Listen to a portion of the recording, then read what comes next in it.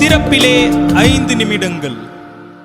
கிறிஸ்துவுக்குள் மிகவும் பிரியமான என் அன்பு சகோதர சகோதரிகளே, திறப்பிலே 5 நிமிடங்கள் என்கிற இந்த ஜெப நேரத்தில் என் அன்பு சகோதர சகோதரிகள் உங்கள் அனைவரோடு கூட இணைந்து ஜெபிக்க கர்த்தர் பாராட்டின கிருபைக்காக ஆண்டவருக்கு நன்றி செலுத்துகிறேன். இன்றைக்கும் ஒரு முக்கியமான காரியத்திற்காக நாம் ஜெபிக்க இருக்கிறோம்.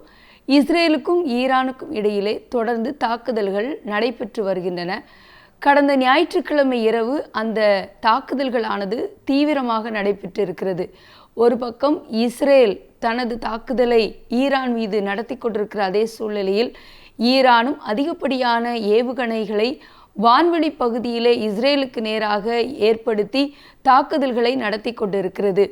அநேக வான்வெளி ஏவப்பட்ட ஏவுகணைகளை இஸ்ரேலினுடைய வான்வெளி பாதுகாப்பு அமைப்பு வீழ்த்திய போதும் சில ஏவுகணைகள் ஜெருசலேம் மற்றும் இஸ்ரேலினுடைய தலைநகரம் டெல் அவீவ் பகுதியிலும் விழுந்து மிகப்பெரிய சேதத்தை ஏற்படுத்தி இருப்பதாக தகவல்கள் வெளியாகி இருக்கின்றன.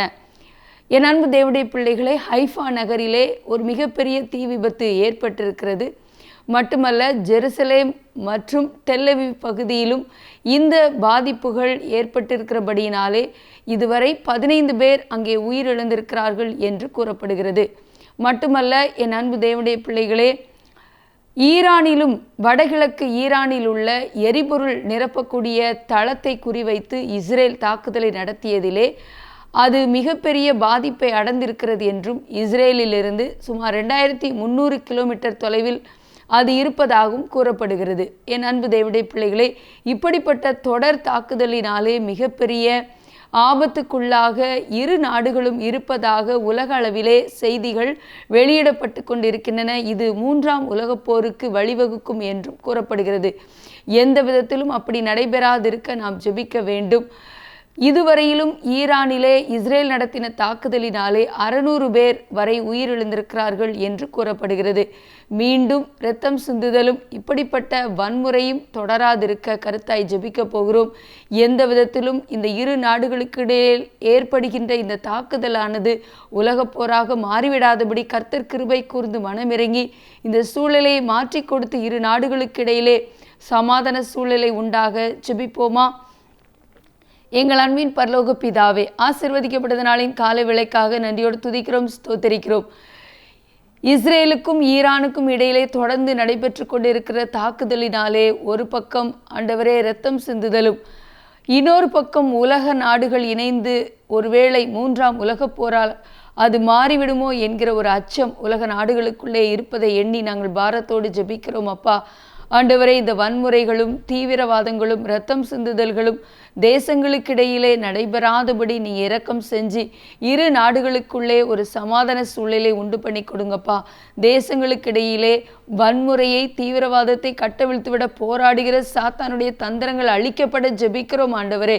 குறிப்பாக ஆண்டவரே, ஈரானுக்கும் இஸ்ரேலுக்கும் இடையிலே தொடர்ந்து தாக்குதல்கள் நடைபெற்று கொண்டிருக்கிற செய்திகளை அறிந்து நாங்கள் பாரத்தோடு ஜெபிக்கிறோம் ஆண்டவரே.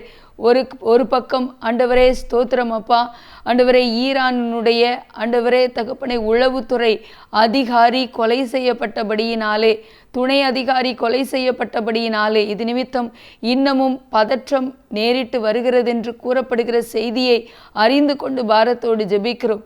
இது நீடிக்காதபடிக்கு சூழ்நிலையை மாற்றி கொடுங்கப்பா ஆண்டவரே. இரு நாடுகளிலும் ஆண்டவரே இந்த இரத்தம் சிந்துதல் வேண்டாம், இந்த வன்முறைகள் வேண்டாம் ஆண்டவரே. தகப்பனே, தேசங்களுக்கிடையிலே சமாதானத்தை கட்டளையிடுங்க ஆண்டவர். எந்த விதத்திலும் அந்தை கிறிஸ்து முந்திக் கொள்ளாதபடிக்கு ஆண்டவர் எழுப்புதல் தடை செய்யாதபடிக்கு தேசங்களுக்குள்ளே வன்முறையும் தீவிரவாதத்தையும் ஆண்டவரை கட்டவிழ்த்துவிட போராடுகிற அந்தி கிறிஸ்துவின் வல்லமைகள், மிருகத்தின் வல்லமைகள் இயேசுவின் நாமத்தில் கட்டப்படுவதாக என்று ஜெபிக்கிறோம். சூழ்நிலை மாறட்டும், உங்கள் கரத்தில் அர்ப்பணிக்கிறோம் இயேசுவின் நாமத்தில் பிதாவே, ஆமேன். தொடர்ந்து ஜெபியுங்கள். கர்த்தர் தாமே உங்களை ஆசீர்வதிப்பாராக. ஆமேன்.